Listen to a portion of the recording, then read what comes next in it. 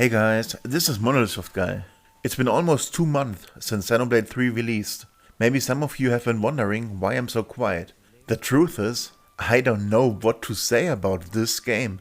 Now, before you get the wrong idea, I really enjoyed playing the game. On my first playthrough, I binged the main story in a little over 50 hours, and not because I rushed it, but because I couldn't stop playing. I needed to know how it all ends. Once that was done, I instantly started my second playthrough and 100%ed the game, doing all the side quests, doing all the super bosses. At the end of about 180 hours, I was exhausted, but in a good way. Xenoblade 3 is a great game, and definitely a Game of the Year contender for 2022. And yet, despite all of that, there is so much to complain about. I've written an entire review where I talk about the game's strengths and weaknesses. I've talked plenty about it on the Discord channel I frequent, and I spoke with friends about it. And it always ends up sounding like I hated the game. I really don't. I think you'll believe me when I say that I'm not some hater. I love all of Monolith Soft's games, to differing degrees. But once I start talking about what I didn't like about Xenoblade 3, the words just won't stop coming from my mouth. After thinking about it a lot, and that's part of the reason why it took me this long to upload another video, I came to the conclusion that Xenoblade 3's biggest issue is that it wasted so much potential. Just around every corner of the game is something that could be better, that could be more elaborate, that could be more fleshed out.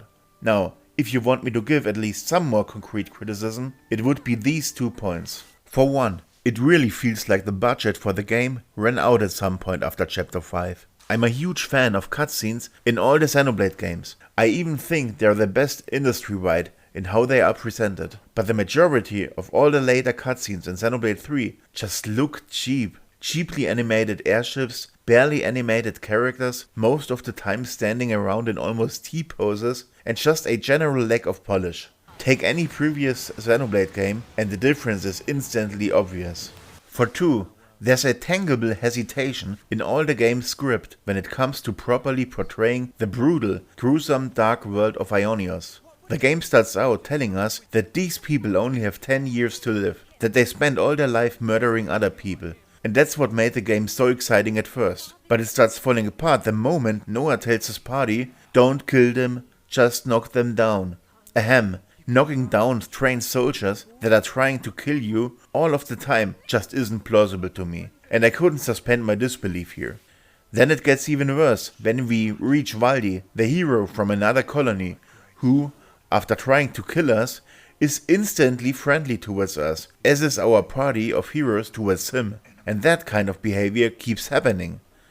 Instead of the promised dark world, where everybody is out to murder each other, we keep meeting new friends and nobody ever dies anymore, outside of some irrelevant NPCs. It really feels as if Takahashi Tetsuya either didn't have the gall to go through with the setting he crafted, or someone told him, we can't do that.